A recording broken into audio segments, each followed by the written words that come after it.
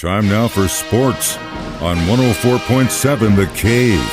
Here's Ned Reynolds. Mike, the intern, Ned Reynolds, halfway point of the week, and we're back in the studio. So it looks like the Chiefs, we all knew we wanted them to go a little bit defensive heavy in the draft, but there was a couple other reasons they were looking for help in the D-back side of the ball. Depth is what they're looking for, and that's what they drafted for, but there was a reason why they needed that draft a little bit more than most people realized, and that's Rashad Fenton, who underwent what's called a cleanup procedure on his shoulder. Well, it's going to keep him out for a while. Cleanup procedure usually means the removal of some scar tissue and things of that nature, and maybe tightening of the ligaments and a little bolstering of the muscles and so forth and so on.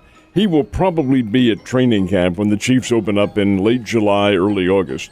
But his availability to play is probably going to be limited. So the Chiefs said, hey, we probably do need some help. And really, there's no predicting what a recovery period is going to be. You can place a time limit on it, but you can't you can't mark what a physical rehab is going to be. So in place of him, the Chiefs do have some extra players in there, and we'll see how things progress. But that's one of the reasons why.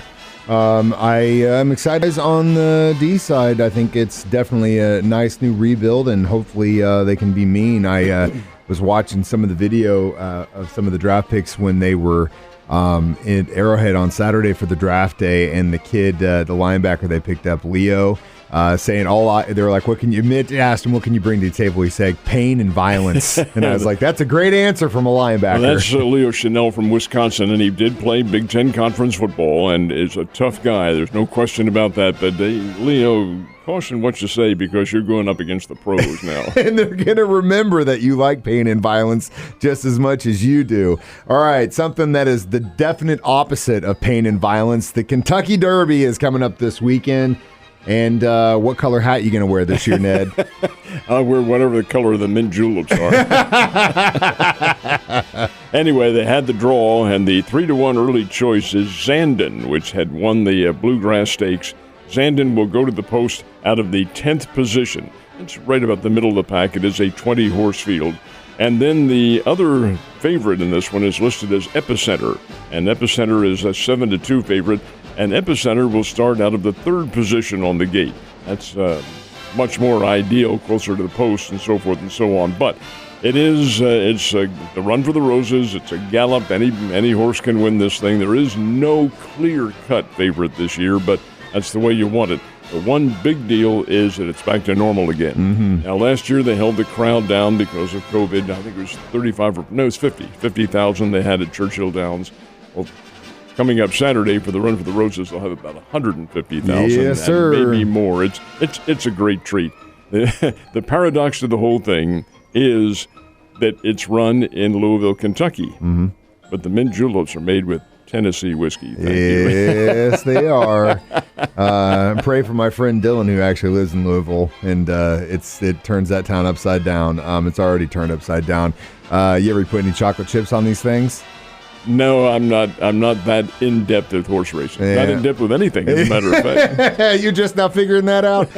All right. Got a new player joining the Lady Bears, which is a good thing to see. Who is the new Lady Bear? A young lady named Kennedy Taylor, and she is transferring in from the University of Colorado. She has a pedigree to her. She was the Kansas Prep Player of the Year 2 years ago. Her freshman year was last year out of Colorado. She played a little bit for a very good Colorado team, but she's decided to go into the transfer portal and wants to come a little bit closer to home. She was Kansas Player of the Year, and she played at Shawnee Mission Northwest, which is a part of the Kansas City metropolitan area, but it's on the Kansas side.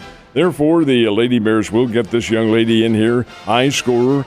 In high school, she was limited, of course, in her freshman year at Colorado, but nonetheless, Coach Cunningham thinks that she'll do a good job, so she is joining the Lady Bears and adding some depth to their team. Continue with the I-70 series, Cardinals-Royals.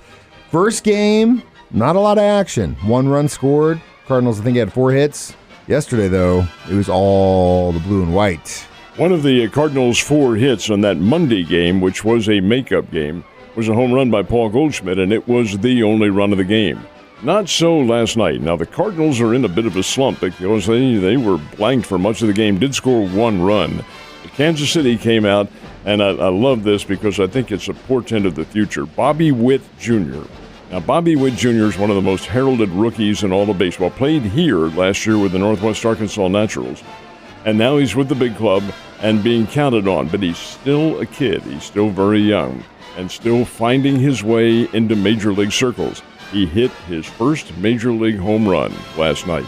That's a big deal. Gave the Royals a 1-0 lead. Kansas City caught fire after that and buried the Cardinals 7-1. Got a good pitching performance. A.J. Melendez, who was the catcher last night, also played down here with Northwest Arkansas last year. He hit his first major league home run. So the Royals, who have been in a slump, they're a better team than this. They have a lot of young talent on their ball club and talent that can play. Comes back and wins. Now they do play, this is the getaway game today, so they're playing this afternoon, 12:15. Hopefully they can beat this deluge we're supposed to get, and I think they can. But after this, the Cardinals go out to San Francisco and play the Giants. But this is the rubber game of the series. It's essentially a 3-game series because one was a makeup and now these two in Kansas City. But we'll see what happens. The Royals did play well last night. They definitely did, and they got to eke one out this afternoon. Where are the Royals going after the series? They are going to stay in the area. They have games coming up here within their division, and the Cardinals will be coming home after San Francisco to play American League team, the Baltimore Orioles. Ooh, that'd be an interesting series. All right, so speaking of college baseball, Bears played Arkansas yesterday. Did they get a dub against the Razorbacks? How about Arkansas being the number 4 team in America, folks? Number 4 in America. You take a look at the rankings, and there's Tennessee as the number 1 team. Arkansas, number 4, Southeastern Conference. Oklahoma State is in there. Bears have played Oklahoma State this year. Played Arkansas. Dallas Baptist is still listed there, but Arkansas is something special. Number 4 in America. Bears knocked them off last night. Incredible. Who would have seen this coming?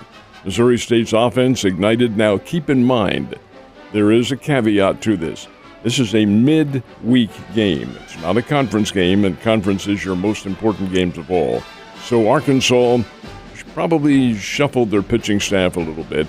You don't do that against the Bears because they can hit. Got a couple of 2-run homers in the game and held off the Razorbacks down the stretch. It was Missouri State 6, Arkansas 4. That is a big, big confidence booster for the Bears, who now host Southern Illinois this weekend. Do have one remaining road series coming up and then on to the conference tournament. Man, I can't believe it's already here. Speaking of tournaments, we got the NBA playoffs going on right now. I think we're due for some really good games here because it's kind of going back and forth as far as the series that have played 2 games so far. How are your 76ers doing? Well, the 76ers play tonight. They play Miami tonight, and they trail Miami 1-0. The other 2 games last night, and these are second-round games, of course, all best of 7.